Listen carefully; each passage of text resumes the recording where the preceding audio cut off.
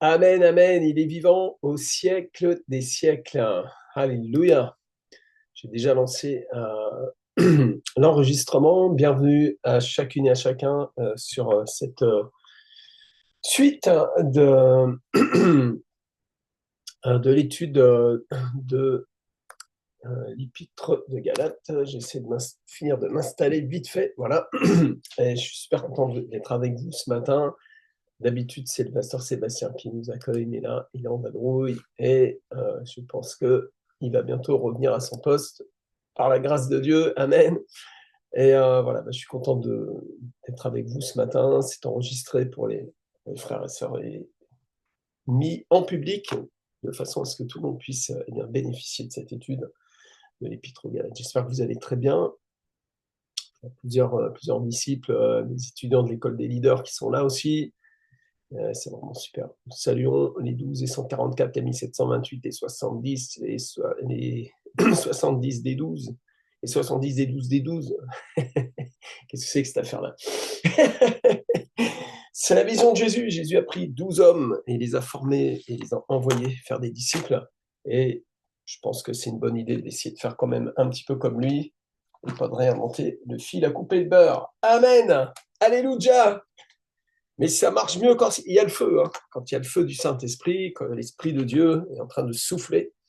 Mais ça marche d'autant plus quand nous prêchons véritablement l'Évangile et qu'on ne fait pas des inventions bizarres et qu'on rajoute des trucs bizarres à faire de la dentelle.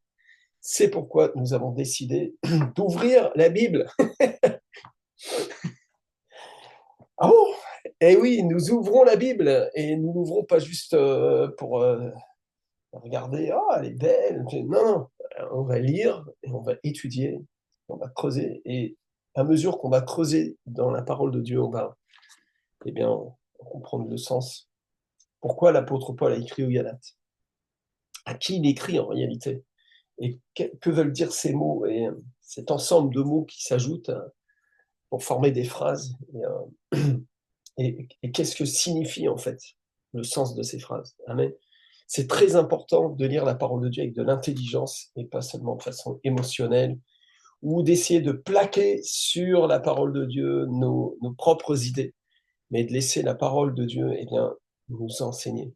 Laissons la Bible nous lire, on s'en portera beaucoup mieux plutôt que d'essayer de lui faire dire ce qu'elle ne dit pas, ce qui est chronovore et nous prend une énergie monstre quant à ce que nous devons prêcher et du coup que nous ne prêcherions pas. Amen. Une loi aussi spirituelle, théologique, hein, c'est ce que la Bible ne dit pas, je ne le dis pas. Voilà. Ce que la Bible dit, ok, je peux creuser vraiment le sujet et le vérifier. Et la parole de Dieu se confirme par la parole de Dieu, mais pas par l'interprétation que j'ai de la parole de Dieu. C'est là le danger, c'est que je peux prendre la Bible et lui faire dire vraiment absolument n'importe quoi. Et vous voyez, la Bible dit ça, en fait. Alors, mais qu'est-ce que la Bible dit vraiment, en réalité? Et c'est pourquoi nous prenons vraiment du temps pour étudier les Écritures, pour étudier l'enseignement apostolique, de façon à ce que nous ne soyons pas emportés à tout vent de doctrine et nous laisser contaminer avec des choses qui sont inutiles, qui peuvent être même du folklore, et qui sont en réalité l'expression de nos âmes. Hein. Quand on est artiste, on peut en inventer de toutes sortes. Alors, tant que c'est de l'art, on sait que c'est de l'art, ça va. On peut vraiment, honnêtement, l'art, comment dire, une chose magnifique. Hein. L'expression de l'âme, la musique, les, le dessin, la poésie, gloire à Dieu. Alors, vraiment, honnêtement, j'ai rien contre ça. Mais si nous sommes en train d'annoncer l'évangile, si nous sommes en train d'enseigner la saine doctrine, alors nous devons être vraiment, vraiment carrés, au sens du terme le plus strict, hein, être en fait très honnête, être dans l'honnêteté, ce qui va souligner en fait la réalité que nous avons reçu l'amour de la vérité pour être sauvés. Amen. Alors, je suis très très content d'être avec vous. Je vous salue dans le beau nom de Jésus-Christ, hein, et tous ceux qui vont écouter cet enseignement, nous vous saluons au nom du Seigneur. Et nous croyons que l'Esprit de Dieu va faire une œuvre encore nouvelle en chacun de nous, au travers de la parole. La parole de Dieu, souvenez-vous, hein, dans l'Épître aux Hébreux, il est écrit que la parole de Dieu est vivante et efficace, et plus tranchante qu'un glaive à deux tranchants, séparant jointure et moelle, âme et esprit. Et cette parole donc est à l'œuvre, et quand nous l'envoyons, eh bien, il se produit quelque chose. Dieu envoya sa parole, il est guéri. Ils ont besoin de guérir spirituellement, de guérir au niveau de notre compréhension, de guérir au niveau de nos émotions, de recevoir le renouvellement de l'intelligence, afin de commencer à nous approcher de plus en plus, hein, de la pensée de Christ. Hein. Nous n'avons pas reçu la pensée du monde, nous avons reçu la pensée de Christ. Et c'est le conseil divin qui est dedans. Dans la pensée de Christ, il y a une révélation de la vision de Christ aussi. Et bien sûr, la doctrine. Alors, voilà, donc on va continuer de Galates, et j'aimerais démarrer d'abord cet enseignement avec un erratum. Et oui, parce que j'ai dit une bêtise samedi dernier, et vous voyez, c'est comme quoi on doit toujours être très prudent quand on n'a pas vérifié nos informations. Et enfin, j'ai dit une bêtise, c'était une demi-bêtise, parce qu'en réalité, on tombe sur les mêmes conclusions. Et c'est à propos de Romains 8, 1. En fait, en réalité, dans certaines Bibles, il manque ce passage que certains autres ont. euh, Vite fait, je vous le redis, dans Romains, Romains chapitre 8. Hein, il n'y a donc maintenant aucune condamnation pour ceux qui sont en Jésus-Christ. Et vous avez pour certains la continuité qui marche non selon la chair, mais selon l'esprit. Et moi, dans ma traduction, je ne l'ai pas. Et en fait, la réalité, voilà pourquoi ce passage n'y est pas dans certaines Bibles et il est dans d'autres. Bah, c'est tout simplement le choix des théologiens de se baser sur les manuscrits majoritaires. C'est-à-dire que les plus anciens manuscrits n'y est pas. C'est quelque chose qui a été rajouté après. Voyez. Alors je sais, il y a des gens qui sont très biblistes et qui pensent vraiment comme les musulmans que la Bible est tombée du ciel. Il y a un nuage qui est passé, il y a un bouquin qui est tombé du ciel, boum, et il n'y a aucune imperfection dans la Bible, n'est-ce pas? Et c'est dans la révélation. Mais il y a des endroits où, bien, effectivement, vous allez trouver des petites choses, mais dans l'ensemble, on voit bien, hein, on voit bien que le message est donné de façon tout à fait pure. Alors en réalité, des copistes ont rajouté ça pour encadrer la suite de ce qui va être dit, pour que ça soit bien compris. Et le danger, et là on retombe sur nos pieds, le danger, ça serait de ramener à nouveau le chrétien dans le salut par les œuvres. C'est-à-dire cette compréhension, hein, je réitère ce que j'ai dit samedi dernier, mais c'est important pour ceux qui vont peut-être écouter que cette vidéo-là. Hein, il n'y a donc maintenant aucune condamnation pour ceux qui sont en Jésus-Christ. Point. Il n'y en a plus. Et ensuite, on dit, et qui marche selon l'esprit et non selon la chair. Alors, ah oui, attention. C'est-à-dire que si vous marchez selon l'esprit, effectivement, il n'y a plus de condamnation. Mais si vous marchez selon la chair, vous vous souvenez hein, de ce qu'on a vu. Et vous avez expérimenté ça. Vous avez commencé à marcher par l'esprit. Puis vous avez pris votre baptême. Et puis tout d'un coup, il y a des trucs qui sont passés dans votre vie. Oh, je suis dans la chair. Puis là, vous tombez sur ce passage. Ah, je suis condamné. Alors vous devenez religieux. Et vous cherchez à remplacer la grâce de Dieu par vos moyens, vos moyens personnels. Et en fait, vous vous faites avoir par le malin. Et peut-être même pas. Peut-être que le malin est en vacances avec vous. C'est juste que vous ne connaissez pas la vérité.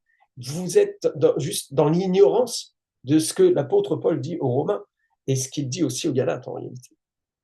Et la vérité ici, la réalité théologique, hein, c'est que eh bien, les copistes qui ont rajouté ça ont juste en fait cherché à souligner que quelqu'un marche par l'esprit quand il croit en Jésus-Christ, le Fils de Dieu. C'est-à-dire que vous avez reçu à l'intérieur de vous le principe de vie de l'esprit. On va le retrouver dans toute l'étude qu'on va finir du chapitre 5 ce matin.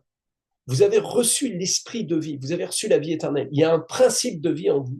Et ce principe de vie, amen, fait que, eh bien, dorénavant, maintenant, eh bien, vous marchez par l'esprit. Pour vous, vous marchez par l'esprit. Hein, verset 9, pour vous, vous ne vivez pas selon la chair. Vous comprenez, enfant de Dieu, vous ne vivez pas selon la chair. Vous vivez selon l'esprit. Vous vivez par l'esprit. hein. Vous ne vivez pas selon la chair, mais selon l'esprit. Si du moins l'esprit de Dieu habite en vous. C'est-à-dire qu'il met en exergue le fait que, en fait, vous avez reçu une autre vie que votre propre vie. C'est la vie de l'esprit de Dieu qui est éternelle. Et cette vie éternelle est maintenant un avec votre esprit qui a été régénéré par la grâce de Dieu et justifié selon le plan de Dieu, selon le décret divin, sur la base de l'œuvre de Jésus-Christ à la croix, une œuvre toute suffisante, le sacrifice tout suffisant de Jésus. Ça, c'est l'évangile. Donc l'apôtre Paul n'est pas en train de dire, attention, vous ne serez pas condamnés. Si du moins vous marchez par l'esprit, alors là, ça va, c'est bon pour vous. Mais il est en train de dire, il n'y a plus de condamnation pour ceux qui sont en Jésus-Christ. Et vous êtes tellement sauvés que vous êtes sauvés malgré vous-même, d'une certaine manière. C'est incroyable.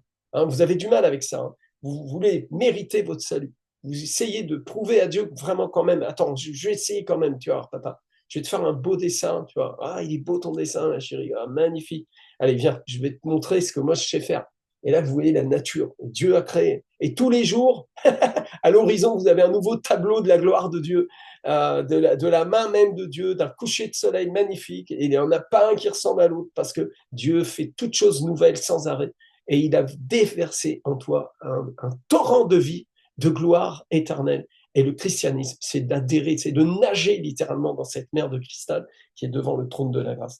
Donc ne vous laissez plus attraper avec la chair, avec la religiosité, avec le légalisme. Amen. Il y a un vrai danger de tomber dans le légalisme. Et chose étrange, c'est assez paradoxal, il y a ce rajout que certains ont dans leur Bible, eh bien, qui était justement fait pour éviter ce légalisme et de bien comprendre exactement ce que l'Épître aux Romains chapitre 8 donnait.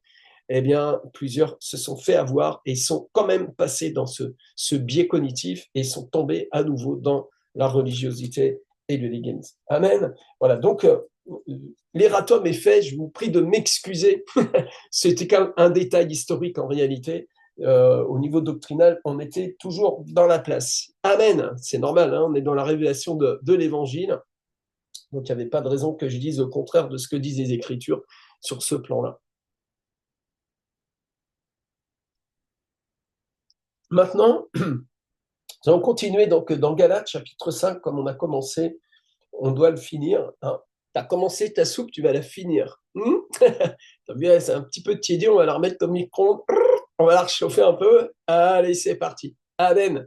Alors qu'elle est bonne cette soupe, une soupe pleine de vitamines, plein de bonnes, toutes les bonnes choses que tu as besoin. Tu vois, il y a des gens qui n'aiment pas la soupe, c'est dommage, c'est bon pour la santé. Hein.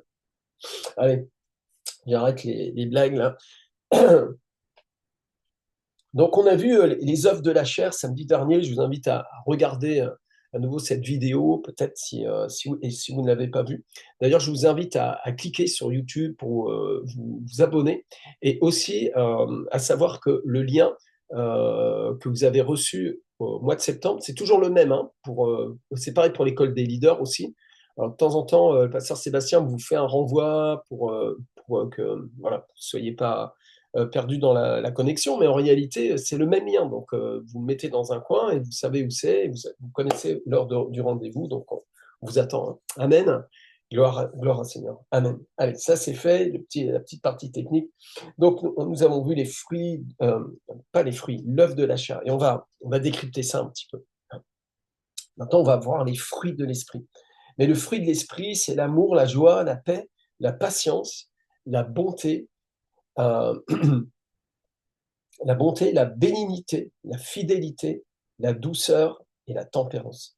La loi n'est pas contre ces choses. Ceux qui sont à Jésus-Christ ont crucifié la chair avec ses passions et ses désirs. Si nous vivons par l'Esprit, marchons aussi selon l'Esprit, ne cherchons pas une vaine gloire en nous provoquant les uns les autres, en nous portant envie les uns aux autres. Amen. Vous savez, ce passage-là, tout le passage de la moitié, là, à partir du verset 16 jusqu'au verset 26, de la même manière qu'il y en a qui ont la tentation dans Romains 8, 1, de tomber dans le légalisme, dans le moralisme, eh bien, ça se produit aussi avec Galates.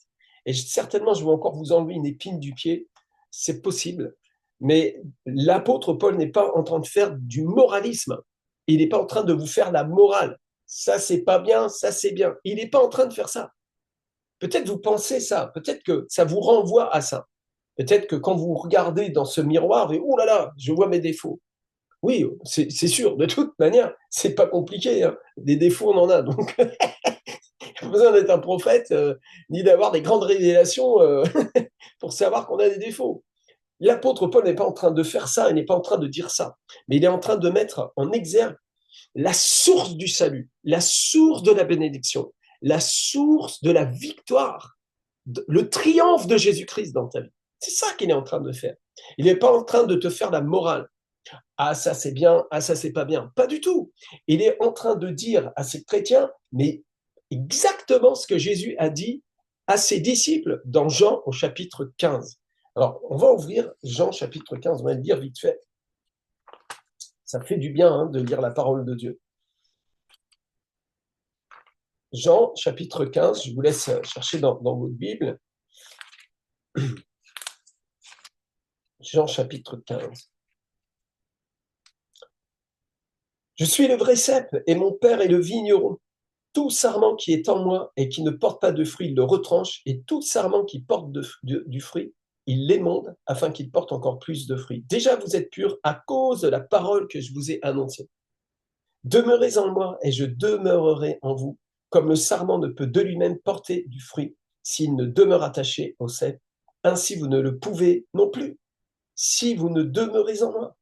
Je suis le cep, vous êtes les sarments. Celui qui demeure en moi et en qui je demeure porte beaucoup de fruits, car sans moi, vous ne pouvez rien faire. Si quelqu'un ne demeure pas en moi, il est jeté dehors, comme le sarment, et il sèche. Puis on ramasse les sarments, on les jette au feu et ils brûlent. Pas envie de ça. Hein. Si vous demeurez en moi et que mes paroles demeurent en vous, demandez ce que vous voudrez, cela vous sera accordé. Amen. Ici, Jésus est en train de donner la clé de la puissance, la clé de la gloire, la clé du triomphe sur le péché, du triomphe sur la détresse humaine, comment dire les affres de l'âme. Il est en train de nous révéler la clé de la gloire, la clé du succès de l'évangile dans notre vie. Le triomphe de Jésus-Christ. Et quand il dit « je suis le vrai cep », c'est-à-dire toute l'authenticité du royaume de Dieu est en Christ. C'est Jésus-Christ qui est le chemin, la vérité et la vie. C'est Christ qui est le rocher. Christ est l'alpha et l'oméga, le commencement et la fin. Tout est en Christ, en fait. Amen. Toute la connaissance, tous les trésors de la sagesse sont en Jésus-Christ. Donc un prédicateur ne devrait pas passer son temps à parler d'étoiles et d'autels. Il devrait parler de Jésus-Christ et d'annoncer Jésus-Christ et de parler de Jésus-Christ et de ce qu'il a fait, de ce qu'il a accompli, n'est-ce pas? C'est ce à quoi je veux m'attacher avec vous. Vous avez remarqué, on parle beaucoup de Jésus. Dans les réseaux NPN, ça prêche la croix, ça prêche Jésus-Christ. Nous ne prêchons pas nous-mêmes, nous ne prêchons pas nos petits efforts personnels religieux. Nous prêchons l'œuvre de la croix, magnifique.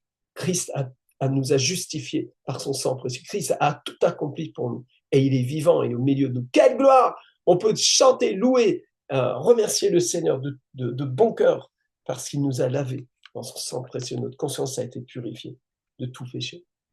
Quelle gloire que d'être enfant de Dieu. Bien-aimé. Amen. Alors, ici, on retourne dans Galates maintenant. Qu'est-ce qu'il est en train de faire, en fait? Qu'est-ce qu'il est en train de dire? Alors, il a comparé, on voit bien, il met face à face les œuvres de la chair et les fruits de l'esprit. Alors, Galates chapitre 5, verset 22. Mais le fruit de l'esprit, c'est l'amour, la joie, la paix. Mais le fruit. Verset 19. Or, les œuvres de la chair sont manifestes. Ce sont. Verset 22. Mais le fruit. Or, les œuvres de la chair, mais le fruit. Vous avez, il met en contradiction, il met en opposition, il provoque le dualisme, il va comparer une chose par rapport à l'autre. Mais souvenez-vous c'est écrit en grec. Donc nous, on a une traduction en français, mais si on gratte un petit peu, on fait un peu d'étymologie, tout d'un coup, il y a une lumière qui va venir là. Et vous allez voir. En fait, mais le fruit, le mot fruit, la traduction du mot fruit, karpos, en fait, indique qui a son origine. Ça part de progéniture. Karpos, c'est la progéniture. C'est la postérité, littéralement. Ça parle de postérité. Est-ce que vous comprenez la différence maintenant, entre ergon, qui est le mot œuvre, au verset 19, ergon, fait à la main, employé, une action. Bien sûr que dans le français, on voit la différence. Et vous avez peut-être lu ça comme ça et vous avez une confusion. Ah oui, mais les œuvres de la chair, c'est quand même moi qui fais ça. Dadadi, dada. Vous avez fait une sorte de mélange et vous n'arrivez pas à faire la différence. Parce que vous ne comprenez pas le sens du texte en réalité, en profondeur. Je pense que ça vous a fait ça. Moi, ça m'a fait ça, en tout cas. En toute unité, je vous dis, pendant des années, j'ai lu ce passage et j'étais là, bon, les œuvres de la chair, fruits de l'esprit, jeu de mots, maître Capello, pour ceux qui ont connu ça à l'époque, au siècle dernier. Mais c'est pas un jeu de mots, ou plutôt si, c'en est une sorte, en fait. Parce que dans le grec, Paul est en train d'exprimer littéralement quelque chose. Et vous allez voir à quel point c'est très puissant. Il parle ici, et en fait, il est en train de nous dire qu'il y a une nouvelle nature en nous qui engendre littéralement le fruit de l'esprit. C'est pas nous, c'est Carpos là, c'est l'œuvre, cette œuvre-là. En fait, c'est Carpos, c'est un engendrement. Alors pour les mamans et les papas, ceux qui ont eu des enfants, vous avez bien vu que le petit bébé qui a été conçu dans le sein maternel là, par Gruic pendant 5 minutes, il n'y a rien d'autre. Hein. C'est pas vous qui l'avez fabriqué. Hein. Ah, clair et net. Hein.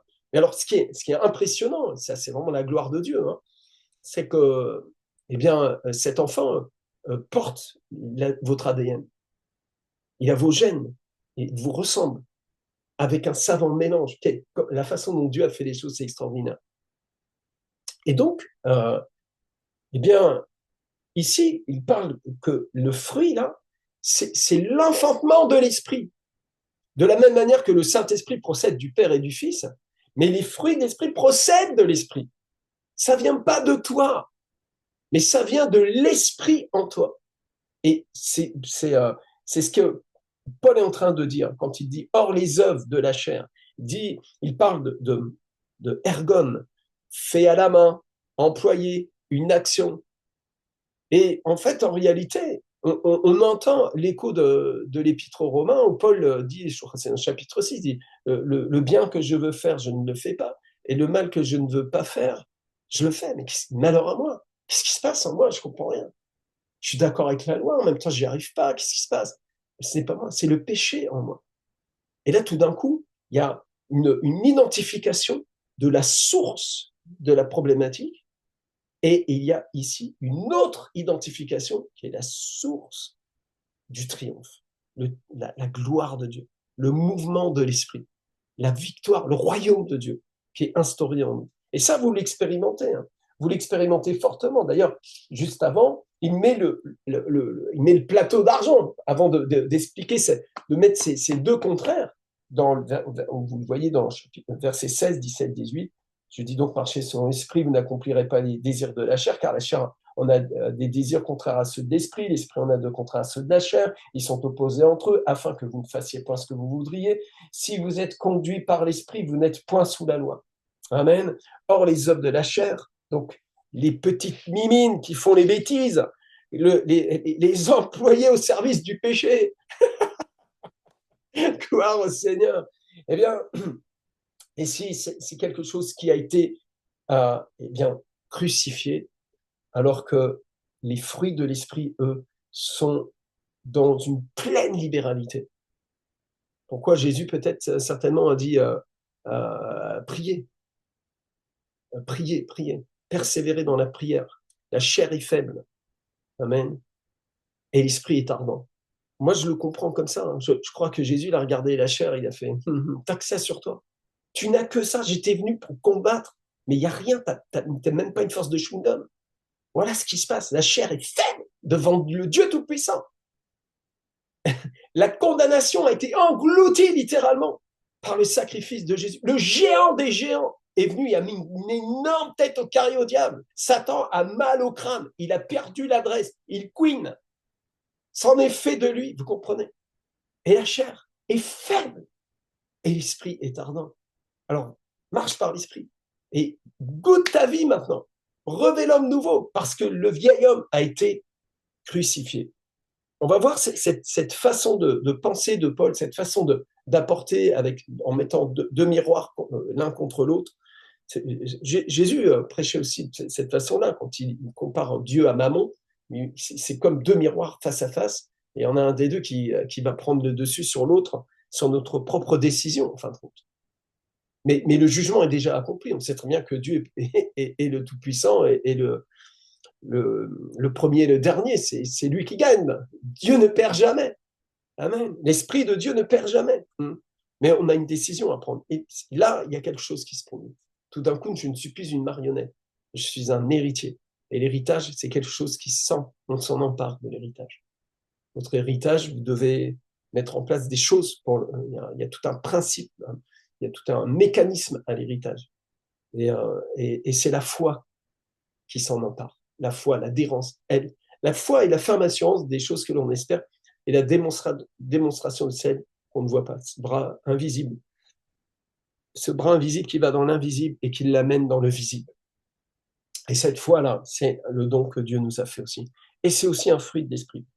Ok, donc on voit ici que Carpos et Ergon sont mis l'un contre l'autre et que Carpos, en fait, Paul est en train de dire que c'est un engendrement, c'est comme une progéniture, c'est comme la postérité, c'est comme la grâce d'enfanter. C'est un miracle en réalité, un miracle permanent, un flot continuel de la bonté de Dieu, un flot continuel. Connaissez ce vieux chant pentecôtiste? Il est un fleuve coulant du cœur de Dieu. C'est un grand fleuve d'un amour merveilleux.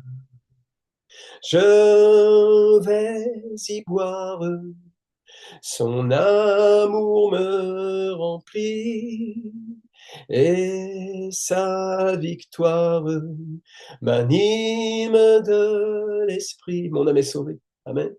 Et ce fleuve qui coule de son cœur, vous savez où il est? À l'intérieur, parce que le cœur de Dieu est venu habiter à l'intérieur. Christ en moi, l'espérance de la gloire. En lui, j'ai mis tout mon amour, a dit le Père. En Christ, Jésus, j'ai mis tout mon amour. Écoutez-le. Et commence à écouter Christ en toi. Connecte-toi sur Christ en toi. Et de ce cœur-là coule le fleuve d'eau vive. Ce vieux chant pentecôtiste-là, très théologique. Très théologique, en réalité. Alors que nous allons chercher Jésus à droite, à gauche. Il vit en toi. Connecte-toi. Christ en toi, l'espérance de la gloire. Et deviens une source de bénédiction pour quelqu'un d'autre. Fais-lui boire cette eau et qu'il réalise à son tour que le fleuve est en lui. Amen. Un fleuve, celui qui croira en moi, de son sein couleront des fleuves d'eau vive. Et ces fleuves partent dans les nations. Et je crois vraiment que ces fleuves, ce sont des disciples qui font des disciples. Je crois vraiment ça. Puisque le fleuve coule dans les disciples, en réalité. Il coule dans le corps de Christ, dans chacune de ces pierres vivantes. Jésus bâtit son église et les portes du séjour des morts ne prévaudront point contre elle. Pardon. Un petit coup. Amen. Avec passion, je vous annonce ça. Donc, ici, dans le verset 22, il dit que, eh bien, Carpos, le fruit, vient de l'esprit. Il vient de l'esprit. Et en grec, c'est pneuma.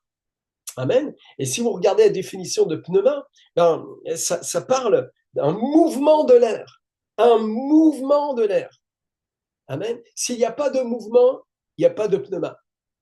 C'est complètement technique, c'est biologique, biologique, enfin c'est physiologique, physique, littéralement. Pneuma, c'est littéralement le vent lui-même. Donc ici, il y a une parabole, il y a une allégorie, il y a une image pour qu'on puisse comprendre ce qui se passe fondamentalement au niveau du pneuma.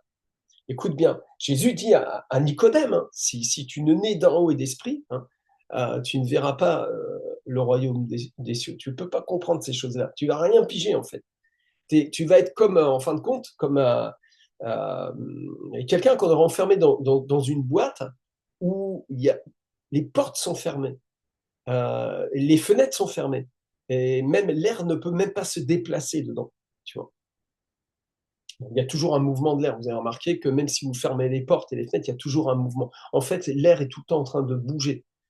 Et en fait, il y a un mouvement. Maintenant, j'aimerais que vous réalisiez ce mouvement de l'esprit. C'est un mouvement d'esprit. Pour moi, l'Église est véritablement un mouvement de l'Esprit de Dieu.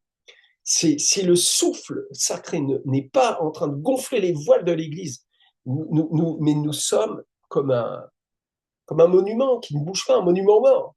Mais si le souffle d'esprit, alors si le souffle est en train de gonfler les voiles, pas de gonfler d'orgueil, hein, de gonfler du ciel, de gonfler de la nature de Christ, des sentiments qui étaient en Jésus-Christ. Pas seulement des sentiments, mais d'une puissance, dynamos, là, dynamis, pardon, en grec. Hein, c'est une puissance active, une puissance qui agit, une puissance agissante dans l'amour. C'est un mouvement. Le pneuma est un mouvement. Et la Trinité est un pneuma en mouvement. Et c'est un mouvement d'amour, de gloire, d'honneur, de gloire, louange. Et c'est la péricorèse. Hein. Vous allez finir par l'apprendre, ce mot-là. Il y en a certains qui ont encore du mal avec ce mot-là. Je comprends, parce qu'au début, quand j'ai entendu, je dis, oh, pétard, c'est quoi ce truc? Mais ce sont des termes théologiques qui consacrent des réalités divines qu'on retrouve complètement dans les Écritures, évidemment. Étudiez la péricorèse. Faites une petite étude. C'est très facile. Vous allez sur Google, qu'est-ce que la péricorèse? Vous allez trouver des tutos, des explications, explications pour les nuls comme Rémi Bell, tac, et vous allez comprendre ce que c'est que la péricorèse. Et tout d'un coup, vous allez, waouh, vos yeux s'ouvrent sur la grandeur de ce Dieu qui nous a créés à son image. Amen. Nous sommes un mouvement spirituel. Nous sommes je suis pas un ectoplasme, je suis pas du vent. J'espère que je suis pas c'est vraiment du vent. Non, nous sommes un vent spirituel. Et d'ailleurs, il fait de ses serviteurs des flammes de feu. C'est un vent chaud, un vent brûlant. Et d'ailleurs, je prophétise qu'un vent brûlant vient sur la maison de prière pour toutes les nations. Un vent de salut, un vent de délivrance, de guérison, de restauration. Et nous mettons en avant, non pas la guérison, mais nous mettons en avant la croix de Jésus, le sacrifice de Jésus et sa résurrection. Et nous adorons Christ et nous annonçons Christ. Amen.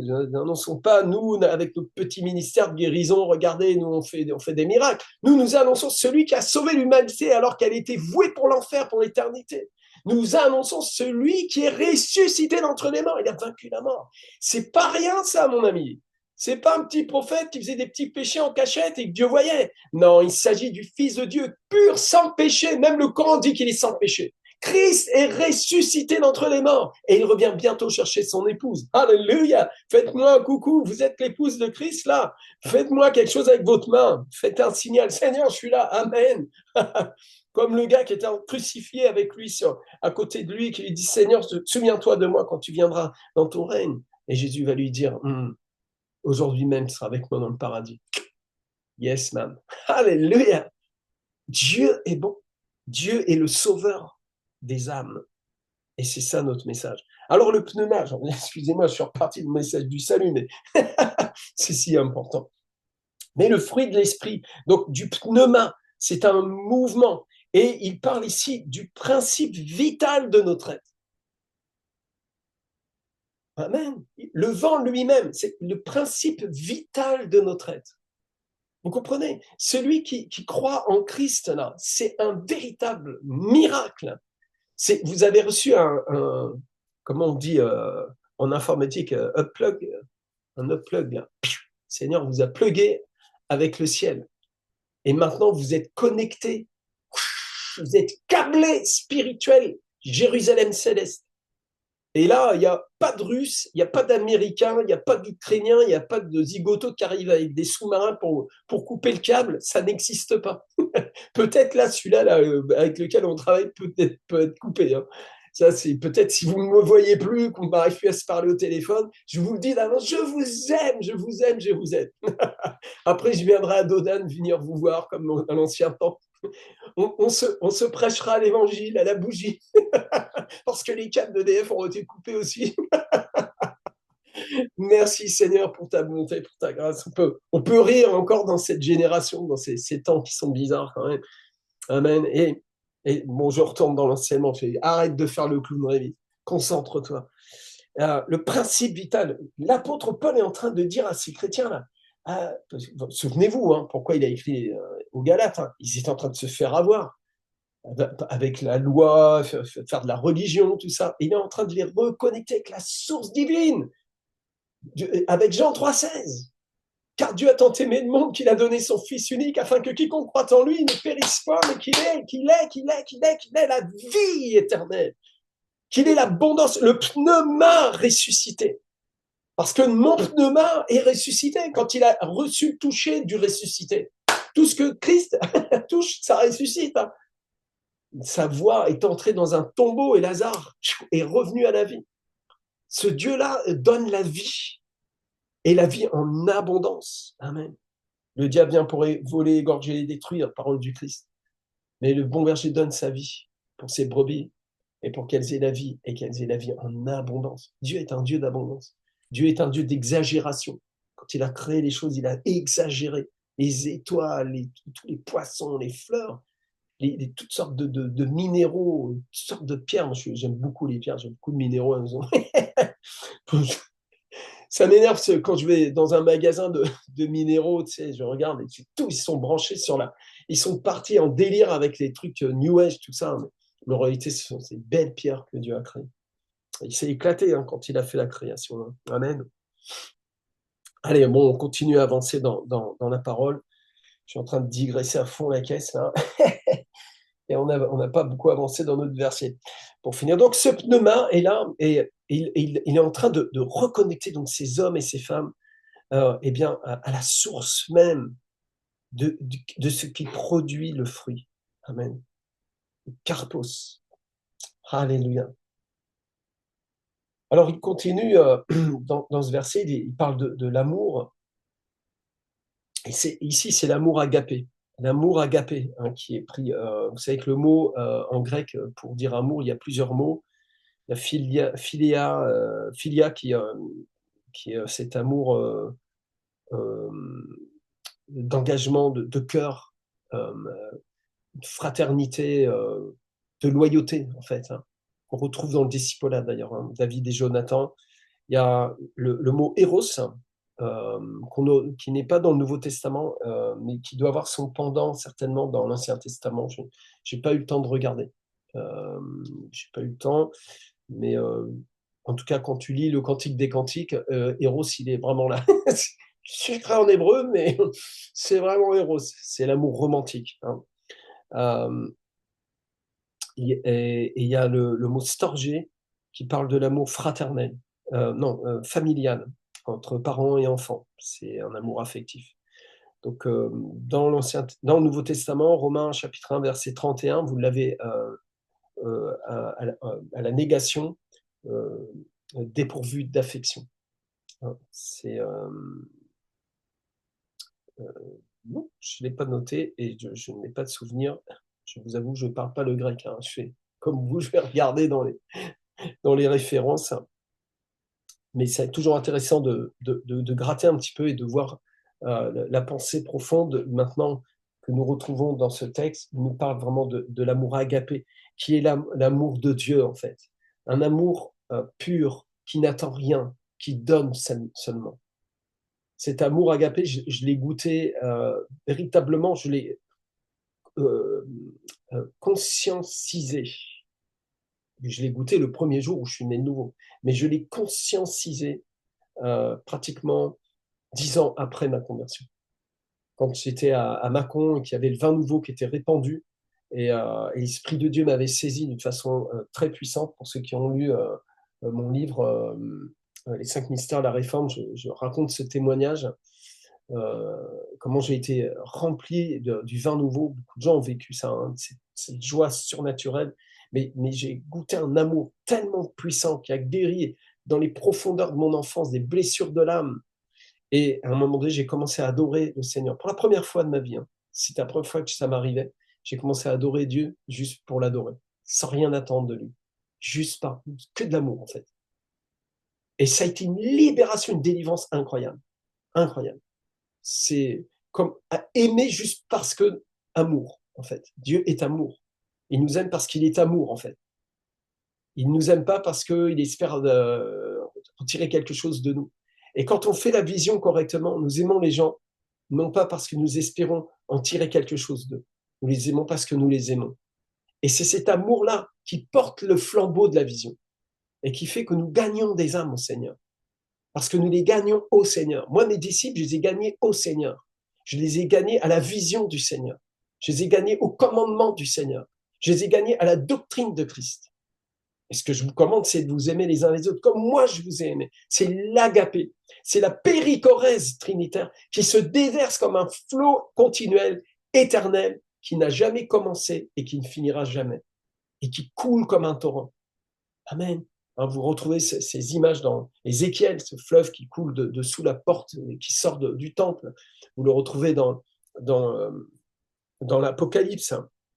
Dans beaucoup de passages, c'est imagé. Ce fleuve d'amour, ce fleuve glorieux.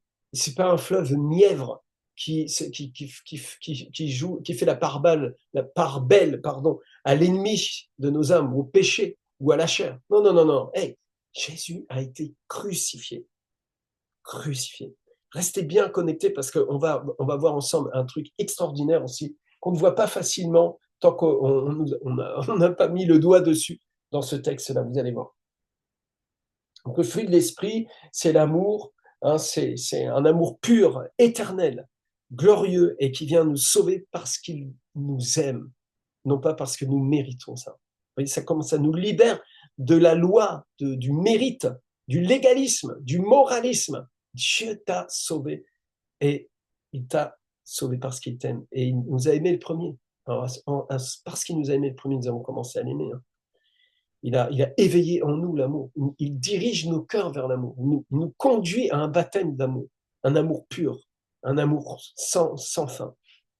Ok, je vais continuer sur la joie maintenant. La joie, chara, c'est une joie de réjouissance. S'il vous plaît, maintenant qu'on a établi le fait qu'il s'agit de karpos, que c'est une origine qui a son origine de l'esprit, qui est comme une progéniture, qui est comme une postérité.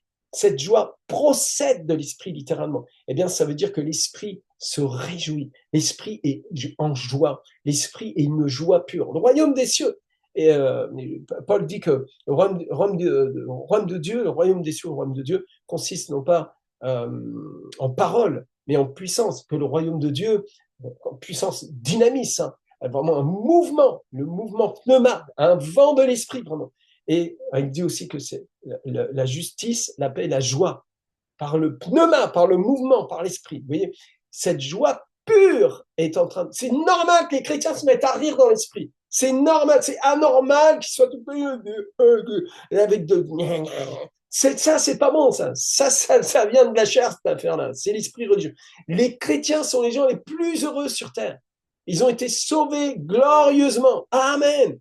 Ils sont graciés et donc ils ont la joie de vivre. Parce que de toute manière, même s'ils meurent, c'est encore mieux pour eux. C'est pour ça les martyrs, ils chantaient, ils rentraient à la maison. Parce qu'ils n'avaient pas une philosophie, ils n'avaient pas une croyance. Ils avaient le Christ, Christ ressuscité, Christ vivant, Christ glorieux. Amen.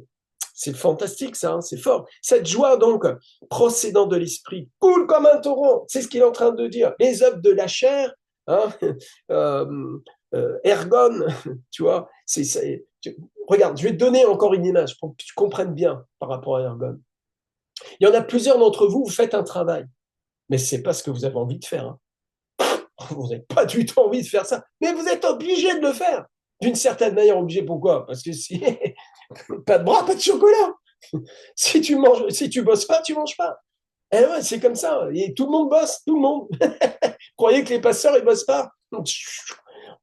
Tout le monde a du boulot et gloire à Dieu pour le travail. Rendons grâce à Dieu pour le travail. Si tu manques d'un travail, nous prions pour que tu aies un boulot. C'est bon de travailler, c'est très très bon. Le travail, c'est la santé. Ok, c'est bon. Qu'est-ce qui se passe ici quand on nous dit que, eh bien, Ergon fait des œuvres, tu vois? Eh bien, ces œuvres-là sont même contre nature de notre véritable nature, qui, elle, est dans Karpos. Est-ce que vous comprenez ce que je viens de vous dire? J'espère que votre intelligence vient de s'ouvrir là. Tiens, un éclair de révélation, parce que tout d'un coup, vous allez réaliser qu'il ne s'agit pas de faire des œuvres, même dans la chair, pour essayer de faire des belles choses, le bien comme le mal. Mais il s'agit de karpos, c'est la naissance. Christ en toi est en train d'être formé jusqu'à la stature parfaite. Et quand la stature parfaite de Christ est arrivée, là, et nous souffrons les douleurs de l'enfantement jusqu'à ce que Christ soit formé en vous, dit l'apôtre. Les douleurs de l'enfantement, mes fils bien-aimés, mes enfants bien-aimés, je souffre à nouveau les douleurs d'enfantement jusqu'à ce que Christ soit formé en vous. Vous voyez, il s'agit de Christ, il ne s'agit pas de ce qu'on fait, de notre petite religion mignonne, là. C'est mignon, mais c'est surtout poison. Non, nous allons vivre ce fleuve littéralement. Nous allons laisser l'Esprit de Dieu amener aussi la paix. Le fruit de l'Esprit, c'est la paix. La paix, Eiren, c'est une tranquillité. Il y a vraiment beaucoup à dire dans cette paix, ce shalom. En hébreu, le shalom qui comporte tout. Ça parle même de prospérité. Ça parle de vraiment la bénédiction qui touche tous les domaines de ta vie. C'est de ça dont il s'agit. C'est pas juste peinard dans mon coin à siroter ma petite bière à l'ombre parce qu'il faisait chaud aujourd'hui. Non, non, c'est toute ta vie, ton foyer, ta relation, tu as le shalom et Dieu est. J'ai prophétisé pour la rentrée un fleuve de paix conquérante. Une paix qui est conquérante. Et attention, cette paix est guerrière.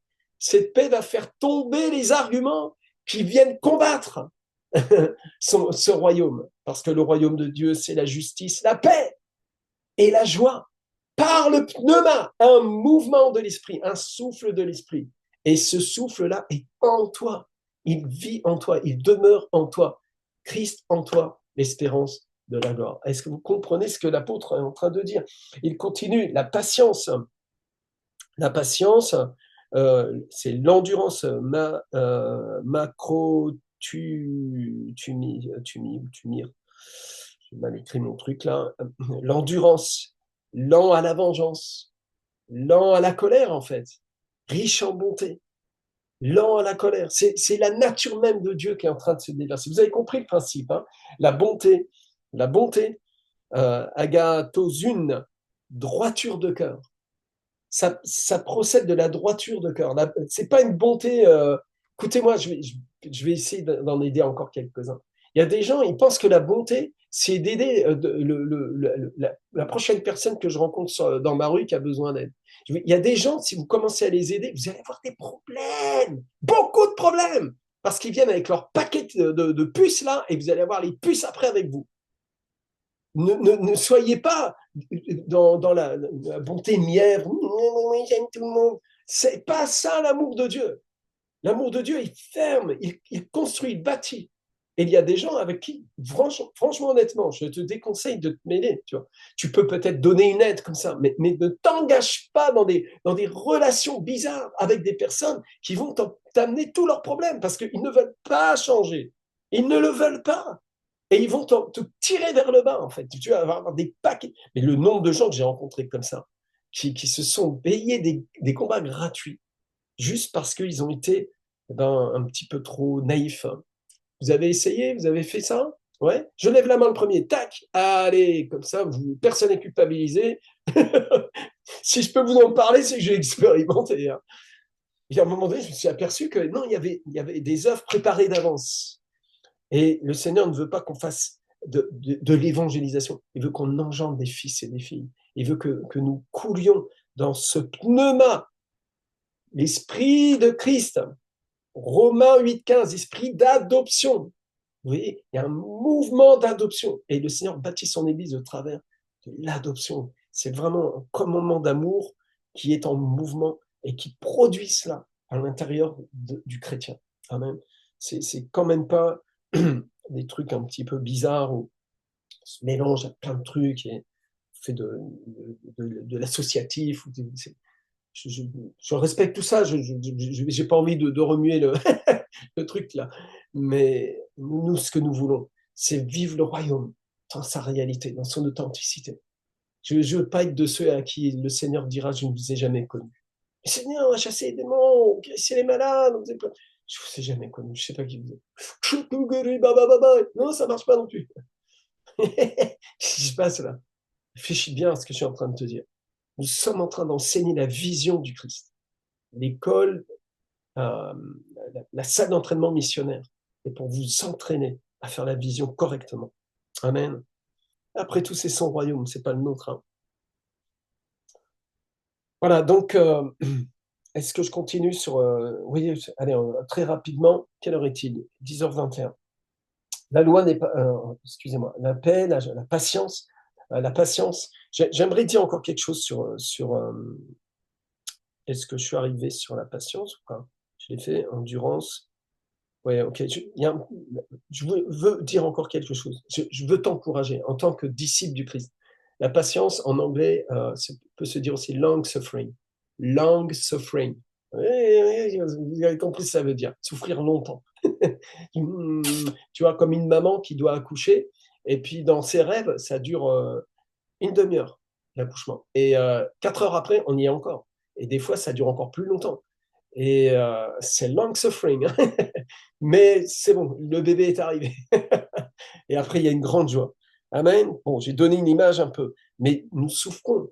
Nous souffrons les douleurs de l'enfantement. Nous avons des étirements du cœur. Nous avons des brisements et des brisements et des brisements et des brisements. Vous savez, si un prédicateur vous prêche l'évangile véritable, hein, l'évangile du Christ, hein, c'est forcément quelqu'un qui a été brisé, brisé, brisé, brisé, brisé, brisé. Nous sommes brisés. Excusez-moi, nous mourrons de 1000 morts. De 1000 morts. Kathryn Kuhlman qui disait ça. Je meurs de 1000 morts. Afin que Christ soit manifesté, que ce soit Jésus qui soit annoncé, que Christ soit glorifié. Amen. À lui toute la gloire. Alléluia. Alors, il parle donc de la patience. Donc, on a vu la bonté, qui est une droiture de cœur, la bénignité. Bénignité.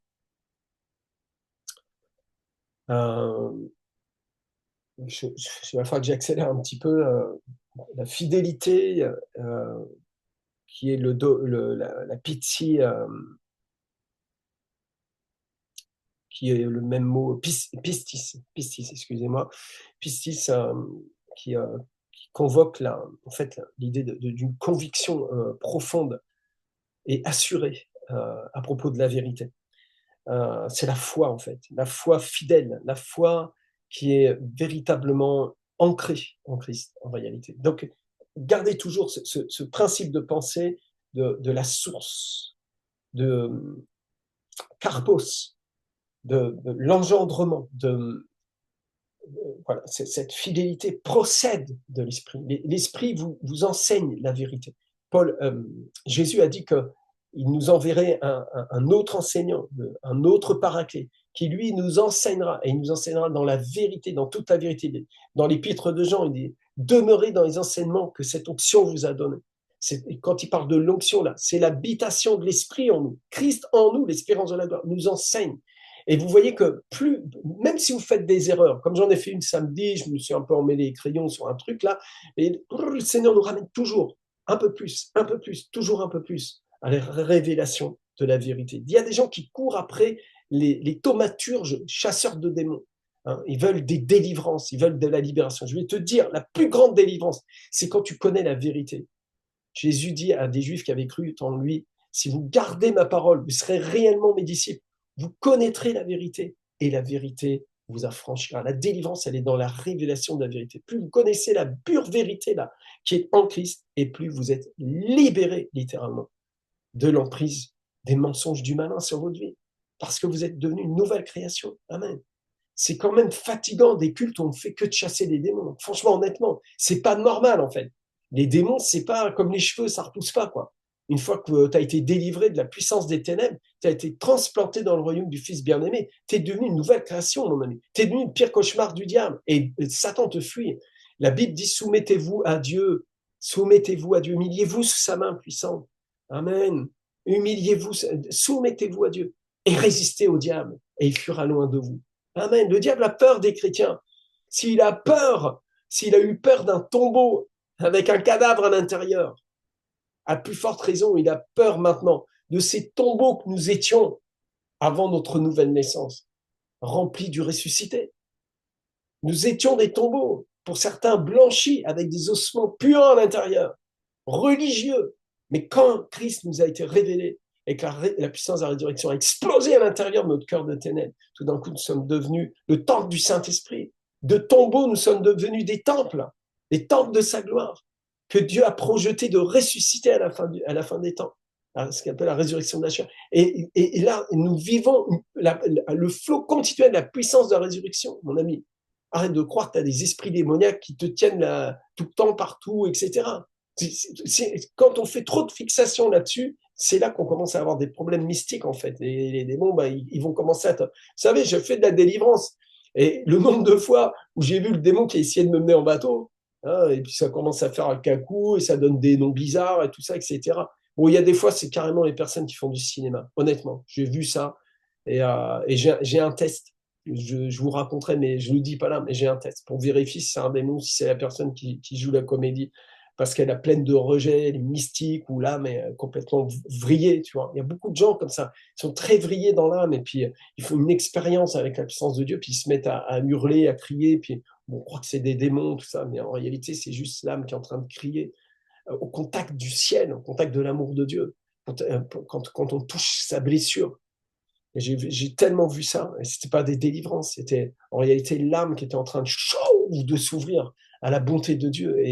Et c'est comme un bébé qui sort du ventre de sa mère, et les poumons se gonflent, et le bébé se met à crier parce il rentre en contact avec une réalité qu'il ne connaissait pas. Amen. Donc ne mettons pas des démons sous chaque chaise de l'église.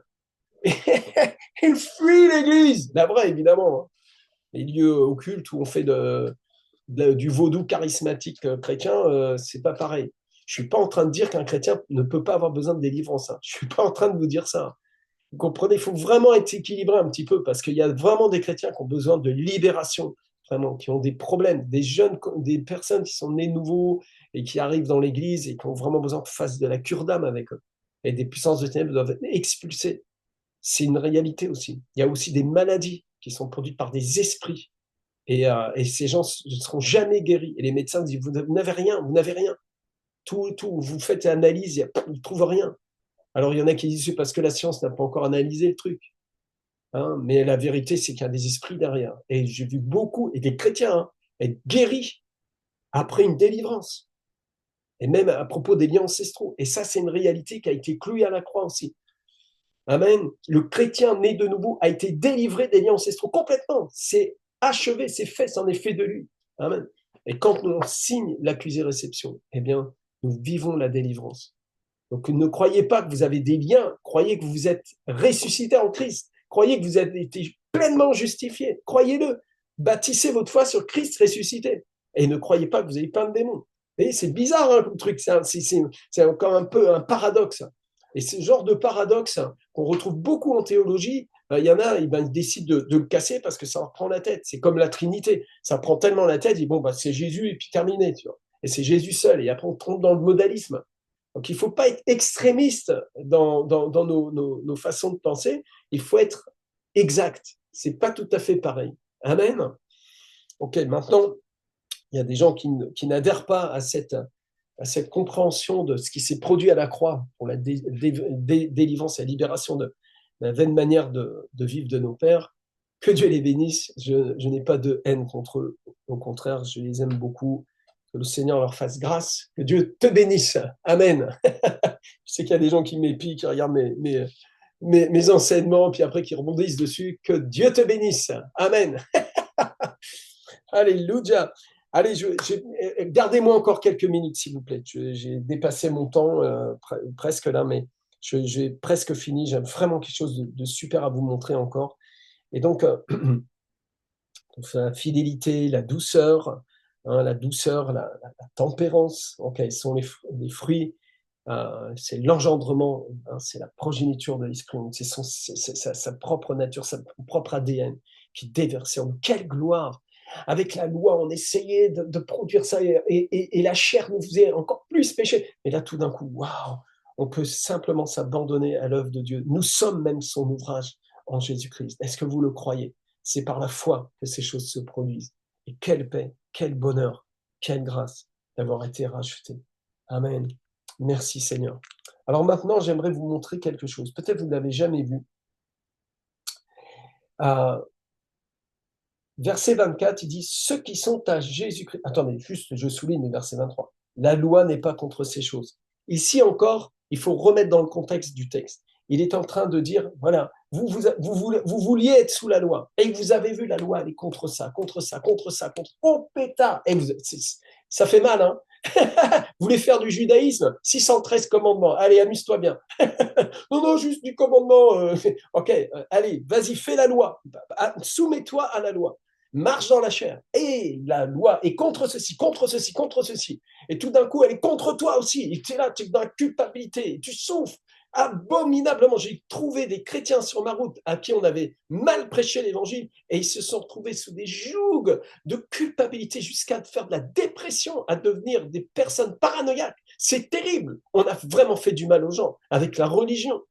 Alors l'apôtre Paul maintenant est en train de dire quelque chose. Il dit, la loi n'est pas contre ces choses, c'est-à-dire carpos, le fruit de l'esprit. La loi n'est pas contre ces choses. Vous voulez être sous la loi? Eh bien maintenant, pratiquez-la. Pratiquez le fruit. En fait, laissez littéralement le mouvement de l'esprit. Laissez laissez le royaume grandir en vous. Maintenant, simplement croyez que vous avez été justifié, que déjà vous êtes pur à cause de cette parole que je vous ai annoncée. Déjà, vous êtes cette personne glorieuse à laquelle vous aspirez. Votre cœur désirait tellement une transformation. Eh bien maintenant, mangez, buvez-en, tous, gratuitement. Venez, le bar est ouvert. Consommez la bonté de Dieu en surplus. Ne vous privez pas de la grâce de Dieu. Et nous veillons en tant que leader à ce que personne ne se prive de la grâce de Dieu. Quel message extraordinaire. Applique-toi la grâce. Mais fais-toi du bien. Applique le sang de Jésus. Confesse les 5 bénédictions du sang. Fais-le régulièrement. Par le sang de Jésus, je suis pardonné. Par le sang de Jésus, je suis racheté. Par le sang de Jésus, je suis purifié. Par le sang de Jésus, je suis justifié. Par le sang de Jésus, je suis sanctifié. Confesse-le, crois-le, applique-le sur ta vie. Arrête de chercher des problèmes. Cherche la solution. Amen. Gloire au Seigneur, gloire à Dieu. Alors maintenant, verset 24. Ceux qui sont à Jésus-Christ ont crucifié la chair avec ses passions, ses désirs. Qu'est-ce qu'il est en train de faire? Une fois de plus, il est en train de mettre 2 miroirs face à face. Regardez, au verset attendez, je me retrouve.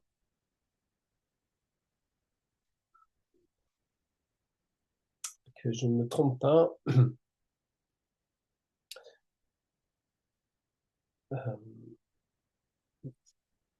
Mince.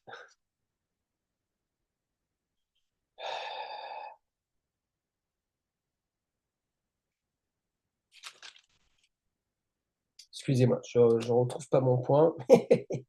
C'est des choses qui arrivent.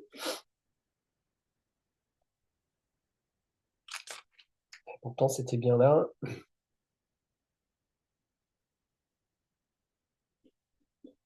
Je vais le retrouver. Voilà, ça y est, c'est au verset 21. Okay. Verset 21. Ceux qui commettent de telles choses n'hériteront point le royaume de Dieu.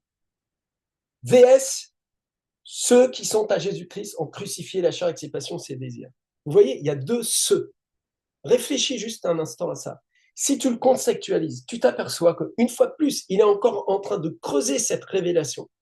Ceux qui pratiquent ces choses-là, mais vous n'en êtes pas.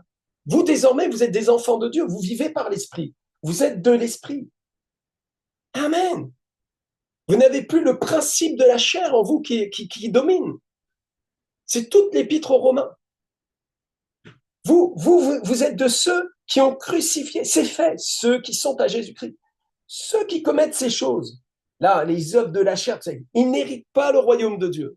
Et vous pouvez y aller, hein. Vous pouvez faire des jeûnes, vous pouvez vous faire circoncire, faire le Shabbat, faire la cache-route, etc., etc., etc. Allez-y, mettez-moi en pratique tous les commandements de la loi. Vous n'hériterez pas le royaume de Dieu. Qu'est-ce qu'on parle quand on parle du royaume? Le royaume de Dieu, c'est la justice, la paix, la joie par le Saint-Esprit. On nous parle de quelque chose qui vient régner en nous et qui amène le règne de Dieu, la victoire de Jésus-Christ, le triomphe de la lumière. Tu veux hériter le royaume de Dieu, c'est-à-dire tu veux hériter le fait que Dieu vient régner. C'est notre Père qui est aux cieux, que ton nom soit sanctifié, que ton règne vienne. Qui veut que Dieu règne dans sa vie? Tu ne peux pas, si ce n'est seulement par la grâce de Dieu, par le moyen, l'œuvre expiatoire de Jésus-Christ à la croix. Et ça se reçoit par la foi. Est-ce que tu le crois? Est-ce que tu es vraiment chrétien, en fait? Est-ce que tu as décidé de concentrer maintenant toute ta foi? Regardez dans l'épître de Pierre, on est en train de voir ça avec l'école des leaders deuxième année, l'épître de Pierre. Il parle de la foi pour le salut, pas la foi pour la nouvelle voiture, une maison. Non, non, la foi est consacrée au salut. Toute l'épître de Pierre, il ne parle pas de délivrance, il ne parle pas de miracle, de rien du tout. Le salut, mais c'est fondamental. Et l'Église est devenue, elle est rentrée dans des affaires de la distraction, c'est devenu le temple des voleurs. C'est le business de la guérison, tout ça, etc. Du m'as-tu vu, moi, mon ministère, des alliances de chair avec des compromis. Et on ne prêche même plus la vérité, en fait. Ou à demi, on ne prêche plus Christ, en fait. Mais l'apôtre Pierre, lui, est concentré littéralement sur le salut glorieux dont nous sommes héritiers en Christ, par sa grâce. Et c'est tout le message des apôtres, mon ami. Ça met par terre la religion, c'est sûr et certain. Est-ce que vous comprenez ça? Et si vous vous concentrez maintenant et que vos regards sont fixés sur Christ, regardez dans le ciel, Apocalypse, tout le ciel et myriades sont en train d'adorer cet agneau qui est sur le trône, qui a été sacrifié, qui a été offert en sacrifice. On lui rend toute la gloire. Il est en train d'être adoré. Adorons le Seigneur pour son sacrifice. Quand la prochaine fois que tu fais la Sainte Seine, souviens-toi de ce qu'il a fait à la croix et qu'il est ressuscité. Et tu as reçu la vie éternelle comme un cadeau. Amen. Le cadeau de Dieu. Regarde. Il dit, ceux qui sont à Jésus-Christ ont crucifié la chair avec ses passions, ses désirs. Il y a les autres là qui essayent de marcher avec la loi et ils sont dans la chair et ils n'héritent pas le royaume de Dieu parce qu'ils font toutes ces choses-là. Et parce que de toute manière, ils font toutes ces choses-là, c'est la preuve même qu'ils n'héritent pas du royaume de Dieu. Mais pour ceux qui sont en Jésus-Christ, ceux qui sont à Jésus-Christ, ceux qui sont à lui, ceux qui sont devenus sa propriété privée, rachetés par le sang de l'agneau, ceux-là même là, moi je ne sais pas toi, mais moi c'est comme ça, hein, clair et net. Hein. Moi je suis sa propriété privée, m'a racheté par son sang précieux. Je lui appartiens pour l'éternité. Amen. Eh bien, il dit ceux qui sont à Jésus-Christ ont crucifié la chair. C'est accompli, c'est fait. Avec ses passions, ses désirs.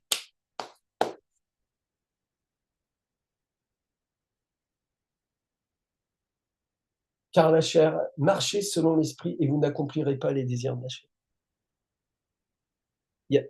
En fait, imagine, pour te donner une image, on prend un ring et on va mettre 2 boxeurs dessus. Il y en a un, c'est Musclor. Il a bouffé des épinards magiques. Il a des gants, c'est pas des gants, c'est du métal. Et l'autre en face, il est rachitique. Il n'a pas bouffé depuis 1 mois, il n'a pas de gants, il a juste un slip et il va se faire éclater la tronche. C'est exactement ce qu'on est en train de nous dire. Dieu Tout-Puissant est venu habiter en toi. Que font les ténèbres dans ce corps? Dieu Tout-Puissant est venu habiter en toi. C'est quoi cette affaire de chair?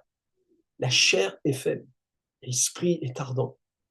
L'esprit a ressuscité Jésus-Christ d'entre les morts. L'esprit a ressuscité ton esprit avec Christ ressuscité d'entre les morts. Il nous a ressuscités ensemble et assis ensemble dans les lieux célestes. Et nous sommes son ouvrage en Jésus-Christ. Vous comprenez? Et c'est très puissant. Hein. Commencez à méditer ça. Laissez Dieu vous installer littéralement dans cette révélation. Et vous allez être tellement une personne heureuse d'être devenu enfant de Dieu. Alléluia. Amen. Alors, si nous vivons par l'Esprit, marchons aussi selon l'Esprit et ne cherchons pas une vaine gloire en nous provoquant les uns les autres, en nous portant envie les uns aux autres. C'est pas de la morale. C'est tout simplement, la réalité de ce que la parole de Dieu annonce d'avance. Il y a quelqu'un qui tape à la porte, excusez-moi.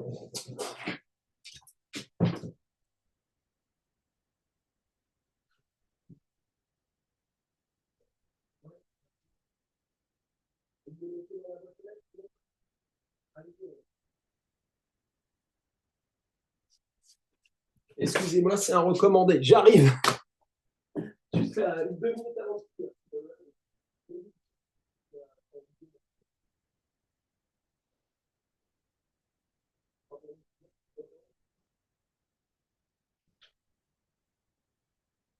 Ok.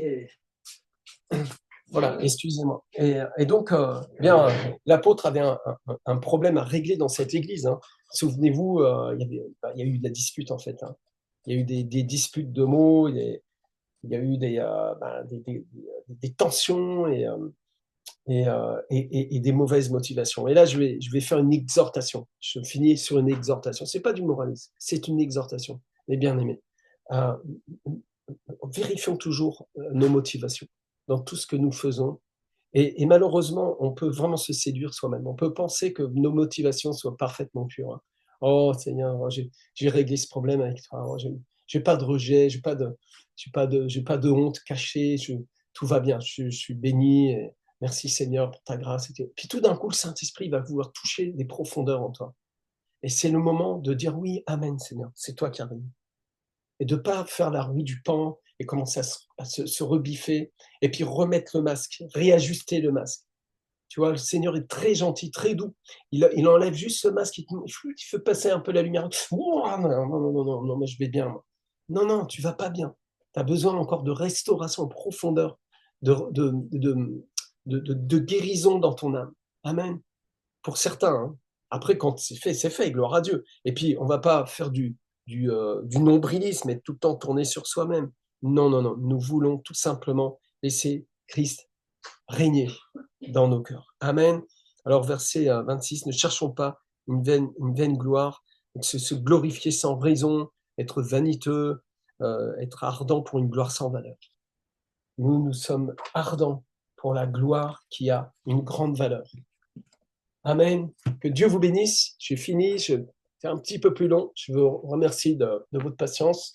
J'espère que vous avez appris des choses, que ça vous a fait du bien. Et je vous invite à méditer ça et à aller en profondeur de plus en plus avec la parole de Dieu. Je sais que j'ai juste égratigné le lingot d'or avec vous ce matin. J'ai conscience de ça. Il y a beaucoup plus. Et Seigneur, nous t'apportons nos limites et nous sommes comme ces serviteurs inutiles qui doivent le déclarer devant toi. J'ai fait ce que tu m'as demandé de faire, Seigneur, et je suis un serviteur inutile. Et je prie, Seigneur, que vraiment tu nous emmènes de plus en plus profondément dans la révélation de Christ. Vraiment, bien nettoyer nos cœurs, nos pensées, bien enlever nos fausses croyances, Seigneur. Amène-nous dans le flot continuel de ta grâce. Je prie que chaque cœur soit vraiment affermi dans la grâce. Je prie, Père, dans le nom puissant de Jésus, vraiment que Carpos explose littéralement dans le corps du Christ, et particulièrement dans le réseau de la Maison de Prière pour toutes les nations. Sa bannière sur nous, c'est l'amour. Soyez bénis. Merci de vous être connectés. J'arrête l'enregistrement ici.